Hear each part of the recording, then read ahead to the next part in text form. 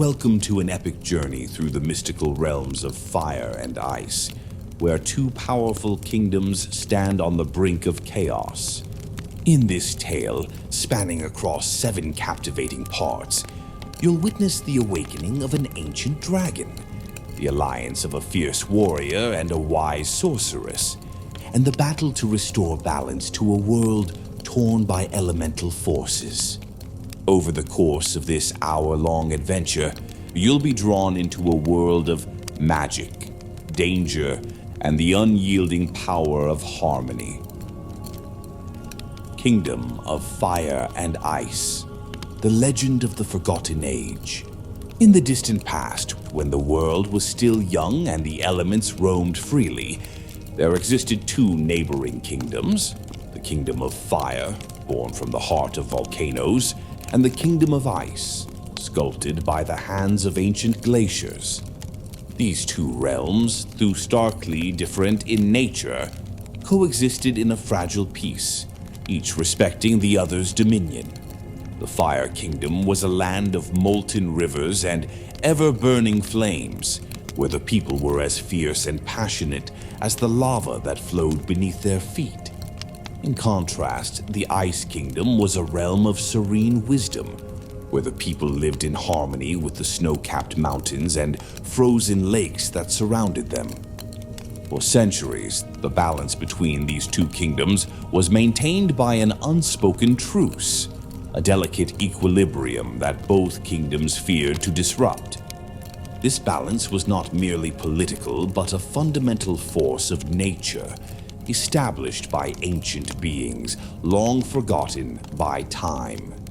It was said that in the Forgotten Age, a great dragon, neither of fire nor ice but a fusion of both, had been the guardian of this balance. The dragon was a creature of immense power, its scales shimmering with the colors of molten lava and frost-covered steel, its eyes burning with a fire that could melt the coldest of hearts. Yet, with the passing of ages, this dragon had been sealed away in the icy depths of the northernmost reaches, its existence relegated to myth and legend. But legends have a way of returning, especially when the world needs them most. Chapter 1: Awakening the Dragon. The story begins on a fateful night in the Ice Kingdom. The moon hangs low in the sky, casting an eerie glow over the snow-covered landscape. In the distance, a towering glacier known as the Frozen Fang stands like a sentinel, its sharp peaks piercing the sky. Beneath its icy surface lies a secret, one that has been buried for centuries. A shadowy figure, cloaked in dark robes, makes its way towards the glacier. This figure is the Dark Sorcerer, a malevolent force who has long been obsessed with the legends of the ancient dragon. He is a master of forbidden magic, and his heart is filled with a burning desire for power. The Dark Sorcerer has spent years searching for the location of the dragon's resting place, and now he is finally ready to put his plan into action. With a whispered incantation, he raises his hands, and the air around him begins to crackle with energy. The ground trembles as the ancient seal that has kept the dragon imprisoned for centuries starts to break. The glacier groans and creaks, and a deep, rumbling sound echoes through the mountains as the dragon stirs from its long slumber. The beast emerges slowly, its massive form breaking through the ice with a deafening roar. The dragon's scales glisten in the moonlight, a mesmerizing blend of fiery red and icy blue. Its eyes, glowing with an otherworldly light, scan the horizon, and it lets out a roar that shakes the very foundations of the earth. The sound reverberates across the entire world, reaching even the farthest corners of the Fire Kingdom. The dragon is awake, and with its awakening, the delicate balance between fire and ice is shattered. The news of the dragon's awakening spreads quickly through the kingdoms. In the Fire Kingdom, The skies are ablaze with crimson light as the people look on in fear and awe. The king, a wise and powerful ruler, summons his greatest warrior, Kyle, to the palace. Kyle is a legend in his own right, a warrior of unmatched skill and courage, known for his fiery temper and his unwavering loyalty to the kingdom. The king tells Kale of the dragon's awakening and the threat it poses to their world. He charges Kale with a mission: to travel to the Ice Kingdom, find the source of the disturbance, and put an end to it before it's too late. Meanwhile, in the Ice Kingdom, a similar scene unfolds.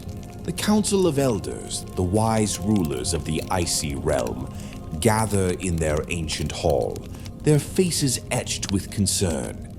They know that the dragon's awakening is a sign of great danger, one that could spell the end of their world.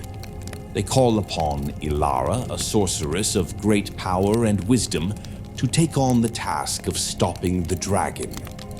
Ilara is a master of ice magic, her powers rivaled only by her knowledge of the ancient ways. She has long studied the legends of the dragon and knows that its awakening could mean the end of both kingdoms. As Kale sets out on his journey from the Fire Kingdom, Ilara prepares to leave her home in the Ice Kingdom. Unbeknownst to them, their paths are destined to cross, and their fates are intertwined in ways they cannot yet imagine. Chapter 2: The Alliance of Fire and Ice. Kale's journey takes him through the fiery plains of his homeland, where the ground is scorched and the air is thick with the scent of sulfur. He rides his loyal steed, a massive black horse with a mane of flames, across the barren landscape, his mind focused on the task at hand. As he nears the border of the Fire Kingdom, the heat begins to dissipate, replaced by a biting cold that seeps into his bones. The land around him changes, the fiery plains giving way to frozen tundras and snow-covered forests. He is entering the Ice Kingdom, a land that is as foreign to him as it is dangerous. Ilara, on the other hand, travels with grace and ease through her homeland. She moves silently through the snow, her white robes blending with the landscape, her breath visible in the cold air. Her magic guides her, the icy winds whispering secrets of the past and future as she makes her way towards the border. She knows that she must find the source of the disturbance, but she is also aware that she cannot do it alone. The dragon is a creature of both fire and ice, and it will take more than her powers to defeat it. Their paths finally cross in the shadow of the Frostfang Mountains, a towering range that marks the boundary between their two kingdoms. The air is tense as they meet, each sizing the other up, wary and cautious.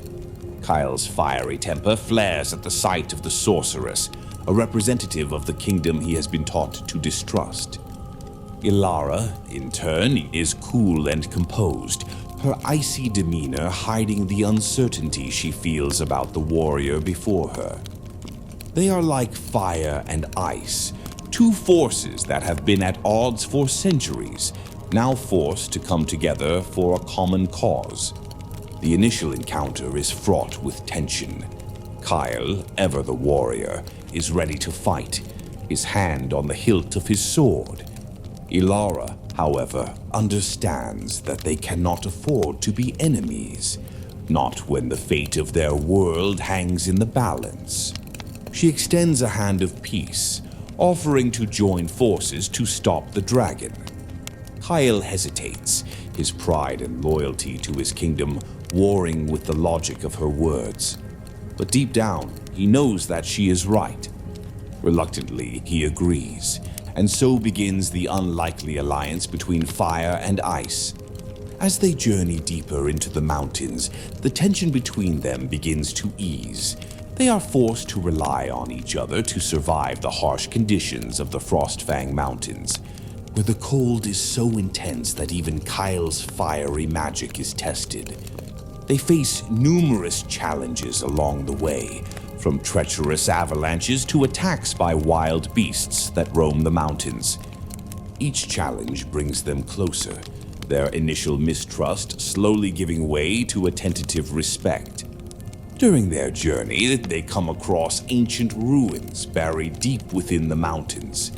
The ruins are remnants of a long-lost civilization that once understood the balance between fire and ice. They find inscriptions and carvings that tell the story of the dragon, how it was once a guardian of the balance between the two elements. The dragon's power that they learn is tied to the very essence of both kingdoms. If the balance is not restored, the dragon will grow stronger, feeding on the chaos that it has unleashed. These discoveries force Kale and Elara to confront their own prejudices and fears. They begin to see that their kingdoms, though different, are not so dissimilar after all. Both are built on the same foundations, both are sustained by the same forces of nature. As their understanding deepens, so too does their relationship. They start to open up to each other, sharing their hopes and fears, their dreams and doubts. Kale's fiery temper begins to cool, tempered by Elara's calm wisdom. Elara, in turn, finds herself warmed by Kyle's passion and determination. By the time they reach the heart of the mountains, they are no longer just allies, but partners. They have forged a bond that is as strong as the elements they represent, a bond that will be crucial in the battles to come. Chapter 3: The Journey to the Heart of the World. With the knowledge they have gained, Kyle and Elara set their sights on the heart of the world, a mythical place said to be the source of all elemental power. The journey to the heart of the world is perilous, taking them through some of the most dangerous and inhospitable landscapes known to man. They must cross the burning desert, where the sun beats down mercilessly and the sands are hot enough to burn flesh. Here, Kyle's fire magic is their only defense, creating a protective barrier around them as they traverse the scorching sands. Beyond the desert lies the frozen wasteland, a place where the cold is so intense that even Elara's magic struggles to keep them warm. The wind howls like a living creature, cutting through their clothes and chilling them to the bone. The land is desolate, with nothing but endless stretches of ice and snow as far as the eye can see. It is here that they encounter the first of the ancient guardians, a colossal ice golem that rises from the ground, its body made entirely of frozen rock and snow. The guardian, though formidable, is not an enemy. It tests Kale and Elara, challenging their resolve and their understanding of the balance they seek to restore. The battle is fierce, with the golem using its immense strength to try and crush them. But Kale and Elara, working together, manage to defeat the Guardian not through brute force, but through their understanding of the balance between fire and ice. By combining their powers, they create a new form of magic, one that is neither fire nor ice, but a fusion of both. As they continue their journey, they encounter other guardians, each one representing a different aspect of the elemental balance. There is the Guardian of Flames, a fiery being that tests Kale's control over his own power, forcing him to confront the anger and pride that has driven him for so long. There is the Guardian of Frost, a being of pure ice that challenges Elara's wisdom and her ability to let go of her fears. Each guardian teaches them a valuable lesson, bringing them closer to the heart of the world and the balance they seek to restore. Along the way, they also uncover more about the dragon's origin. They learn that the dragon is not merely a beast, but a manifestation of the world's imbalance, an imbalance that has been growing for centuries, fueled by the conflicts and prejudices between the two kingdoms. The dragon is a reflection of the disharmony in the world, and as long as that disharmony exists, the dragon will continue to grow in power. These revelations weigh heavily on Kale and Ilara. They realize that their task is not just to defeat the dragon, but to heal the rift between their kingdoms. They must find a way to bring fire and ice into harmony, not just for their own survival, but for the survival of the world. Chapter 4. The Great Battle. The penultimate chapter sees Kale and Ilara finally reaching the heart of the world. The heart of the world is a place of unimaginable beauty and power, a massive cavern deep beneath the earth, where the elements of fire and ice meet and merge in a stunning display of natural magic. The walls of the cavern are lined with crystals that glow with a soft light, illuminating the swirling vortex of fire and ice at the center of the chamber. It is here that they will make their final stand against the dragon. The dragon, now fully awakened and more powerful than ever, awaits them in the heart of the world. Its scales shimmer with a dazzling array of colors, reflecting the fire and ice that make up its essence. Its eyes, burning with an intense and almost unbearable light, fixate on Kyle and Ilara as they enter the chamber. The dragon lets out a roar that shakes the very foundations of the earth, and the battle begins. The battle is epic and fierce, with the very elements of fire and ice clashing in a cataclysmic display of power. The dragon, now fully awakened, is a force of nature, its breath scorching the earth and freezing the skies. Kyle and Ilara fight with everything they have, their powers pushed to the limit as they try to keep the dragon at bay. But despite their best efforts, the dragon is too powerful, too overwhelming. Every blow they land only seems to make the dragon stronger, its fury fueled by the imbalance in the world. In the midst of the chaos, Kyle and Ilara realize the truth. They cannot defeat the dragon through brute force alone. They must restore the balance that has been lost. In a moment of clarity, they combine their powers, creating a new form of magic that blends fire and ice into something entirely new and harmonious. This new magic is not destructive, but restorative, and it begins to weaken the dragon. The battle reaches its climax as Kale and Ilara, now working in perfect harmony, channel their combined magic into the heart of the world. The dragon, sensing its impending defeat, unleashes one final devastating attack. But it is too late. The balance has been restored, and the dragon is consumed by the very forces it once controlled. As the dragon's form dissolves into the swirling vortex at the heart of the chamber, Kale and Ilara collapse to the ground, exhausted but victorious. The cavern around them begins to change, the crystals glowing brighter as the elements of fire and ice merge into a harmonious whole. The heart of the world has been restored, and with it, the balance that the dragon once guarded. Chapter 5. The Rebirth of the Kingdoms. With the dragon's defeat, the world begins to heal.